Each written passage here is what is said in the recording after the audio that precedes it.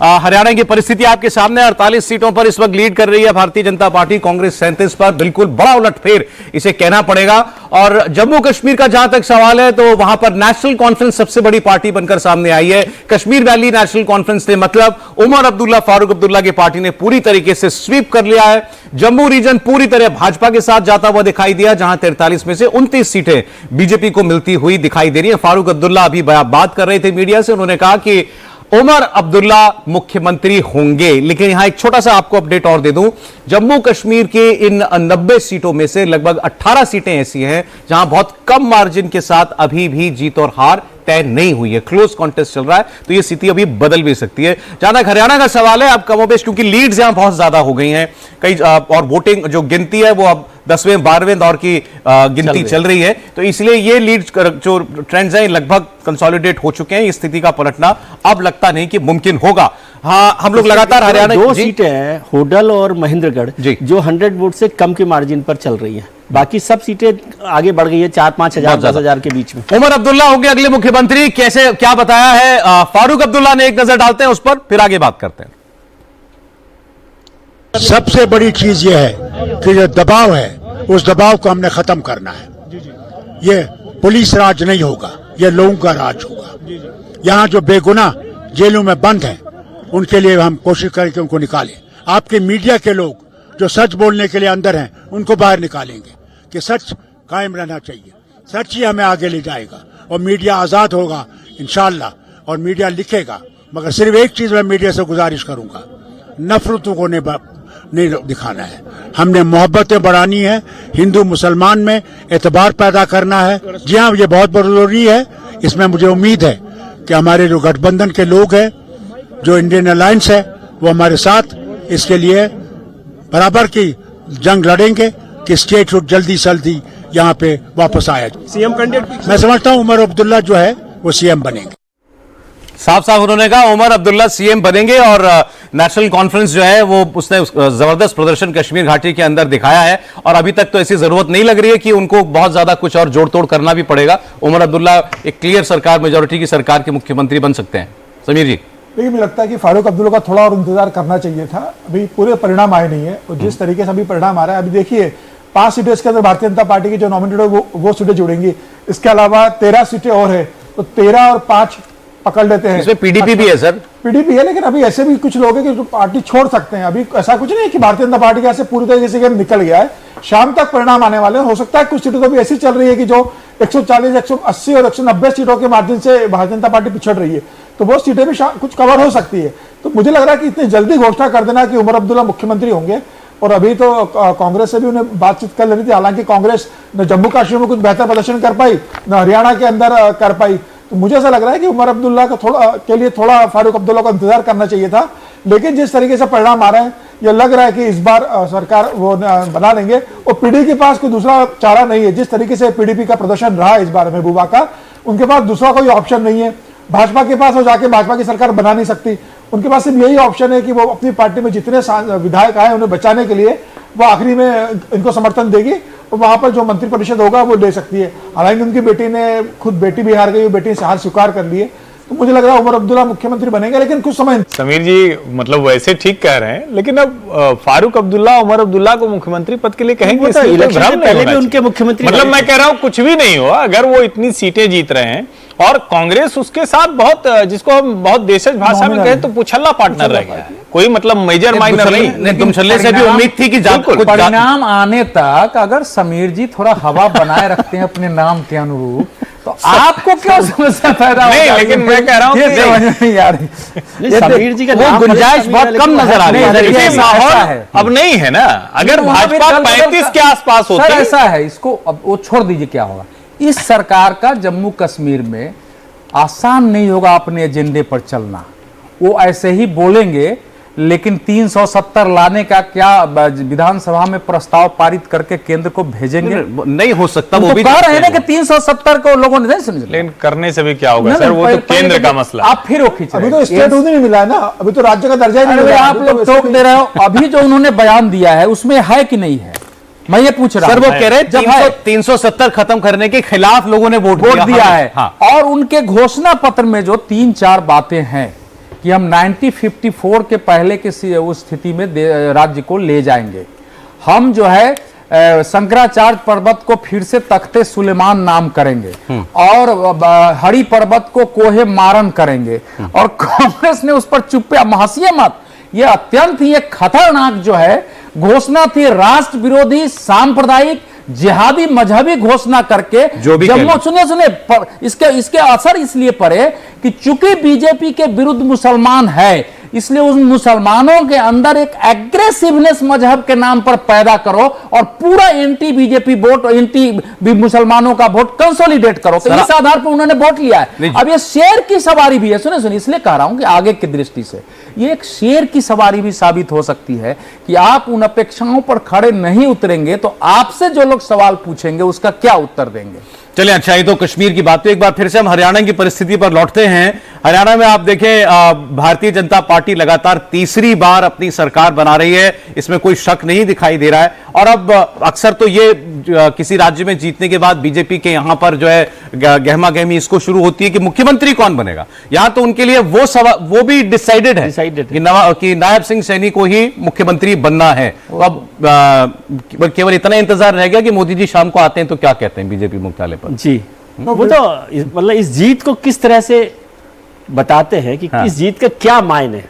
मोदी जी के आने का मतलब है कि इस जीत के क्या मायने हैं, वो कैसे इसको ले जाना चाहते हैं आगे, और क्या वो समझ रहे हैं कि जनता की इस मैंडेट का मतलब क्या। क्योंकि नायब सिंह जी तो ऑलरेडी उनके डिक्लेयर्ड चीफ मिनिस्टर हैं, चीफ मिनिस्टर कैंडिडेट हैं, सिटिंग चीफ मिनिस्टर थे, तो वो वहाँ पर कोई बहुत बड़ा बदलाव नहीं होना।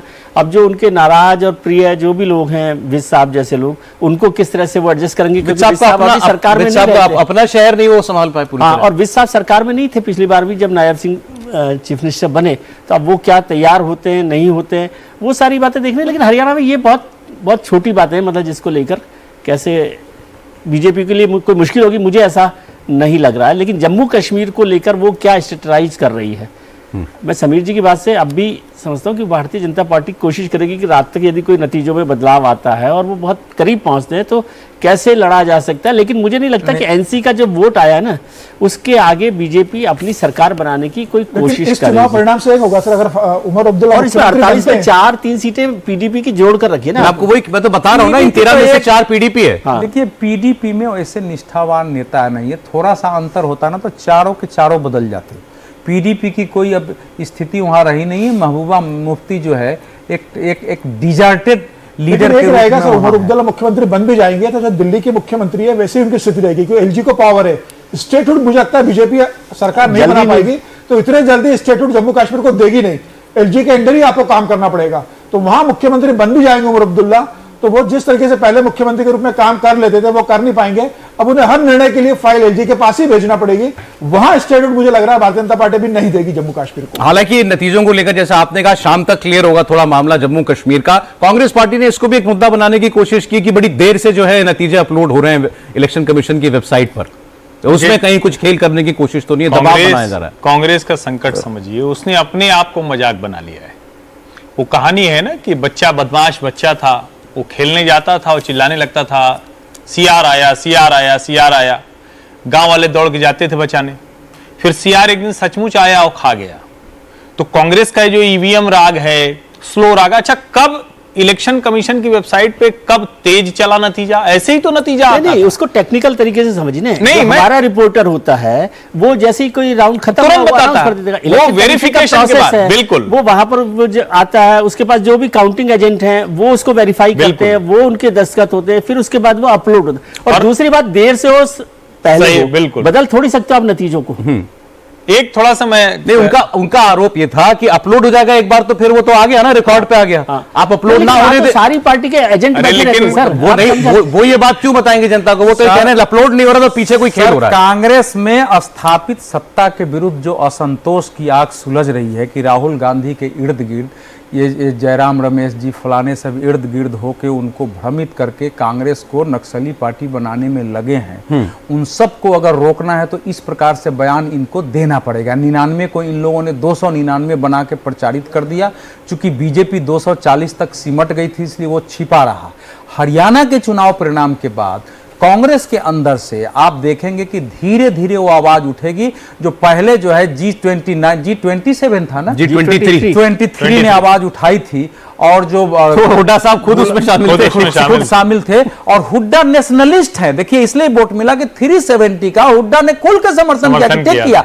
दीपेंद्र सिंह हुड्डा ने कहा ठीक किया, हटा दिया, वहां से हटना ही चाहिए था वो। तो इस प्रकार से जैसे कैप्टन अमरिंदर सिंह एक स्टैंड लेते थे, वैसे ही भूपेंद्र सिंह जम्मू कश्मीर के चुनाव में एक डिटेल और बतानी चाहिए, क्योंकि सीटें वो पूरी रियलिटी है। बिल्कुल। बीजेपी को जम्मू कश्मीर के टोटल मत में से 25.5% से ज्यादा वोट मिला है, और नेशनल कॉन्फ्रेंस को 23.5% वोट मिल रहा है, जबकि बीजेपी कम सीट लड़ती है। इसमें एक अच्छी चीज जोड़ी है, देखिए हम लोग और मुसलमान देश भर में भाजपा को वोट नहीं करता, कश्मीर में जिन सीटों पर खड़े हैं तो एक उठा लेते हैं, क्योंकि वो प्रतीक के तौर पर तो वही उठाना पड़ेगा। वो सीट है लाल चौक। लाल चौक जम्मू कश्मीर नेशनल कॉन्फ्रेंस जीती है 16,731 मत पाकर। कहने को तो भाजपा का प्रत्याशी 5वें स्थान पर है, लेकिन जो दूसरे नंबर पर है उनको मिला 5,388। तीसरे नंबर पर Jammu Kashmir Peoples Democratic Party 4,966, जो उसके बाद मंजूर अहमद निर्दलीय 4,475। भाजपा के एजाज अहमद राठर को 3,281 मत लाल चौक में मिले। ये भी जरा समझिए आप। तो ये कह देना कि इस सरकार के जो 370 के बाद के जो कश्मीर में बीजेपी जो रणनीति कर रही है, जिसको कहती है बार बार नया कश्मीर, वो एकदम असफल हो गया ये नहीं। हाँ, बस उसको ये क्लैरिटी करनी पड़ेगी कि कहां से वो चुनाव जीतेगी और कहां उसको रीच आउट प्रोग्राम चलाना है। ये फर्क उसको हमेशा ध्यान में रखना पड़ेगा, इतना जानना जरूरी है। लेकिन जम्मू कश्मीर में भी मैंने जो बात कही है उसको थोड़ी और गंभीरता से कह रहा हूं। घाटी में भी मुसलमानों ने कांग्रेस को उस रूप में वोट नहीं दिया जैसे उसने एनसी पीडीपी बाकी को दिया है, और ये एक कांग्रेस के लिए भी ये जो दिन रात जो चिल्लाते रहते हैं, उसी मुस्लिम वोट के खिसक जाने से उत्तर प्रदेश बिहार में उनकी जो है राजनीति खत्म हुई थी। तो कांग्रेस का जो लोग भविष्य की चिंता करते हैं उनको देखना चाहिए कि ये जो नक्सली विचार के लोग हैं, जो मुस्लिम प्रस्त लोग हैं, क्या वो पार्टी का भविष्य तय करने वाले हैं। क्योंकि हरियाणा में भी ये दिखाई दिया है कि वो एक मावत खान का सीट छोड़ दे तो मुसलमानों ने कांग्रेस का समर्थन। सर, लेकिन जम्मू कश्मीर के वोट को दूसरी तरीके से भी फिर बताना चाहिए ना कि अगर घाटी के मुसलमानों ने यह तय किया कि हमको उस पार्टी के साथ जाना है जो बीजेपी के खिलाफ खड़ी होगी, तो उनको वो नेशनल कॉन्फ्रेंस ही दिखाई दिया। फिर उसमें अल्ताफ बुखारी को, सज्जाद लोन को, राशिद इंजीनियर को, सबको उन्होंने खत्म कर दिया। कांग्रेस उनके साथ थी ना, तो कांग्रेस को भी तो उस वोट में से जाना चाहिए था ना। मैं ये कह रहा हूं, मेरा ध्यान दीजिए, कांग्रेस जो घाटी में लड़ रही थी उसको उस अनुपात में कितना वोट है? घाटी में कितनी सीटें हैं लड़ी? 4 सीट। घाटी में तो एक लड़े कि हम उसी से मूल्यांकन करेंगे। सुनिए आप देखिए, कभी भी आप जितने सीट पर लड़े हैं वोट तो उतने पर आएगा ना, लड़ेंगे 4 पर तो 10 पर। थोड़ा सा बस इसको, नेशनल लेवल पर जब भी बात होगी मुस्लिम्स की फर्स्ट प्रायोरिटी कांग्रेस ही रहेगी। रीजनल लेवल पर होगा तो उनके पास ऑप्शंस होते हैं, वो देखते हैं। और जम्मू कश्मीर तो एकदम अलग टेस्ट केस है ना। नहीं, उसको आप देश के दूसरे हिस्सों से कैसे तेलंगाना उस पार्टी को, अरे केसीआर की पार्टी को छोड़ करके, जबकि उन्होंने मुसलमानों के लिए अलग मैरिज हॉल, मुसलमानों के लिए तो उनको लग रहा था कि यही हराएंगे, कांग्रेस को ट्रेंड किया। सुनिए, कर्नाटक में मुसलमानों ने वहां जनता दल यू को भी छोड़ के टोटल वोट वन साइडेड किया और उनकी विजय हुई है। तो वो एक ट्रेंड जो दिखा था, उसके आधार पर मेरा अपना निष्कर्ष यह है कि हरियाणा और जम्मू कश्मीर में जितनी भी सीटें थी उसके आधार पर निष्कर्ष यह बन रहा है कि उस आधार पर मुसलमान इनको वहां सपोर्ट नहीं कर रहे हैं, जहां उसको लगता है कि नहीं भैया, इनसे हमको बेहतर विकल्प उपलब्ध है। यह है इसका निष्कर्ष। लेकिन उसका बेहतर विकल्प बीजेपी हो तब भी वो ये नहीं, बीजेपी नहीं होगी, तो वो तो फिर है ही ना, बीजेपी नहीं होगी। तो कुल मिलाकर वोट का तरीका तो एक ही हुआ ना, ट्रेंड तो एक ही हुआ। नहीं, मुझे तो मुस्लिम और कांग्रेस पर केंद्रित मैं अपनी बात कर रहा हूं। वो एक उनको, आपको ये लग रहा है कि अब कांग्रेस से भी विमुख हो, मुसलमान कांग्रेस से विमुख, ये हमने 90 के दशक में देखा है। भी नहीं हो रहा, 90 के दशक में देखा है। 90 के दशक कांग्रेस से विमुख तब होता है। अच्छा, तमिलनाडु में डीएमके के साथ नहीं लड़े, ऑल्टरनेटिव तमिलनाडु में डीएमके के साथ नहीं लड़े तो कितने वोट मुसलमान देंगे? अच्छा, कांग्रेस को। समाजवादी पार्टी के साथ है, उत्तर प्रदेश में नहीं लड़े, वो ऑल्टरनेटिव के, बिहार में वो लालू के साथ नहीं। अच्छा, गिरिराज सिंह कुछ बोल रहे हैं, वो आपको सुनाता हूं।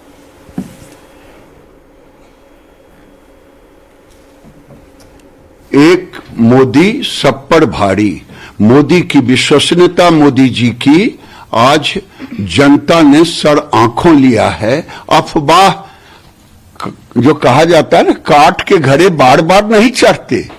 एक बार गफलत में चढ़ गया उत्तर प्रदेश में, और ये टुकड़े टुकड़े गैंग राहुल गांधी को तो जैसे गांव में कहते हैं मुंहे भार गिरे हैं, ऐसा मुंह भार गिरे हैं, उनको होश नहीं आएगा। और हरियाणा की जनता ने सबक सिखा दिया, मोदी पर भरोसा किया, जुमला राहुल के जुमले पर नहीं भरोसा किया।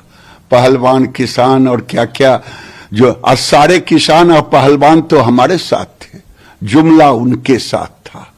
लेकिन जिस पहलवान को चेहरा बनाया विनेश फोगाट, वो जीती हैं।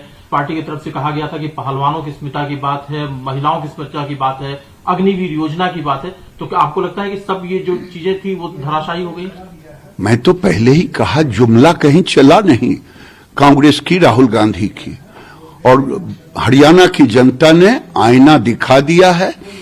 और फिर मैं कहता हूं, नरेंद्र मोदी पर भरोसा किया, काट के घड़े बार बार नहीं चढ़ते। लेकिन जो जम्मू कश्मीर है, जहां पर कि 370 और 35 से हटने के बाद हुए, भारतीय जनता पार्टी को उम्मीद थी कि वहां पर सरकार बनेगी, सबसे बड़ी पार्टी के तौर पर उभरेगी, लेकिन वहां पर नतीजे कुछ और कह रहे हैं। नहीं, नतीजे हम अभी भी आश्वस्त हैं।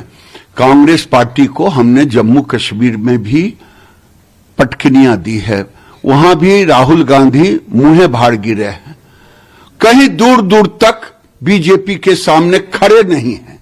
अगर थोड़ी सी भी है उनमें, तो उनको माफी मांगनी चाहिए देश से, जो मोदी जी को गाली देते थे विदेशों में जाकर के।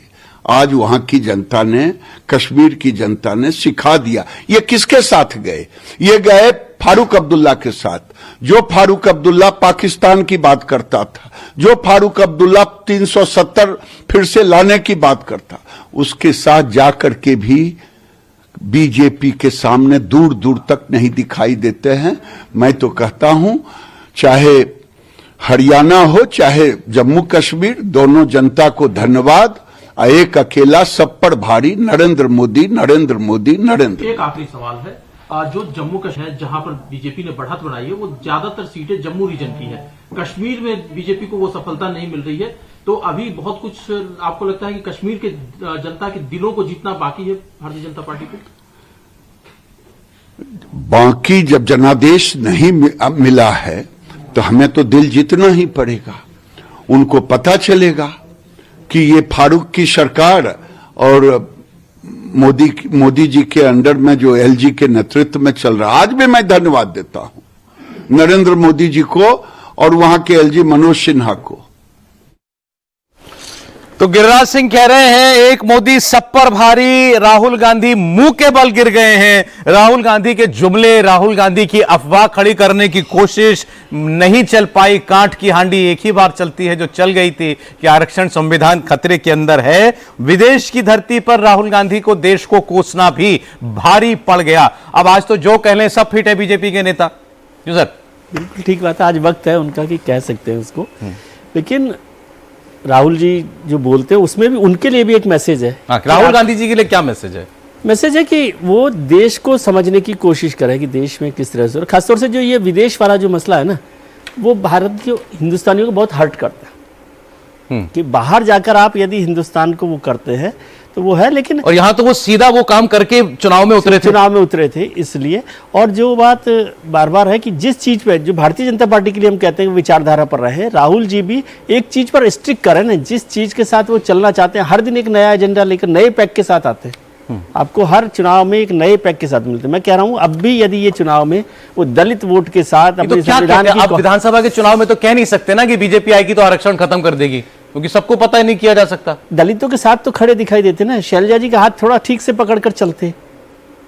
देखिए आप उत्तर प्रदेश को देखिए, उत्तर प्रदेश 21 के चक्कर में 25 वाला छुड़ा के भाग जाता। उत्तर प्रदेश में आपने एक नारा दिया था, लड़की हूं लड़ सकती हूं, वो नारा कहां है? कोई याद कर रहा है? अरे सर, एक बार कश्मीर से लोगों का बयान तेजी से आ रहा है। महबूबा मुफ्ती भी इस वक्त एक प्रेस कॉन्फ्रेंस कर रही हैं, सुन लेते हैं।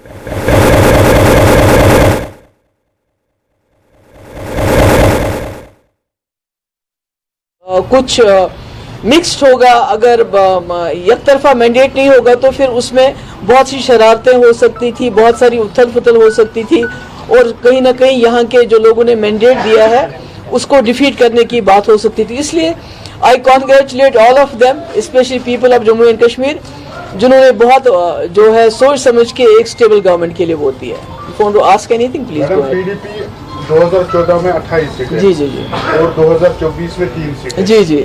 क्या दी? 96 में नेशनल कॉन्फ्रेंस 7 सीटें, 2014 में 16 सीटें। ये उतार चढ़ाव आता रहता है, इसमें क्या करेंगे आप? लोगों की विक्ट्री है, लोगों की चॉइस है, आपको लोगों की चॉइस जो उनकी मर्जी है उसकी कदर करनी चाहिए, उनकी इज्जत करनी चाहिए। जमहूरियत में तो यही होता रहता है।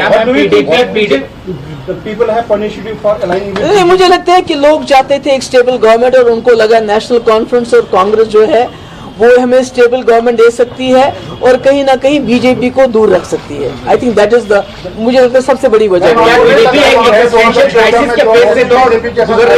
सॉरी जी, 2014 में आपने जो बीजेपी के साथ, मैं कहती हूँ वो तो बात की बात है, अब क्या हुआ। पर मेरा ये है कि जम्मू कश्मीर के लोगों ने एक स्टेबल गवर्नमेंट के लिए वोट डाला, जो उनको लगा कि नेशनल कॉन्फ्रेंस और कांग्रेस एक गवर्नमेंट, स्टेबल गवर्नमेंट दे सकती है और बीजेपी का मुकाबला डट के कर सकते हैं, तो उसके लिए उन्होंने वोट दिया। मैम, आपने कहा आपके बजाय यहाँ पर सेक्युलर सरकार नहीं बनेगी, तो अब क्या लग रहा है? नहीं, अब तो मेरे ख्याल में बहुत अच्छी बनी। तो वही मैं तो कह रही हूँ कि लोगों को मुबारकबाद दे रही हूँ कि उन्होंने हंग असेंबली को नहीं चुना, एक स्टेबल गवर्नमेंट के लिए वोट दिए। ये तो मुबारकबाद है लोगों के लिए।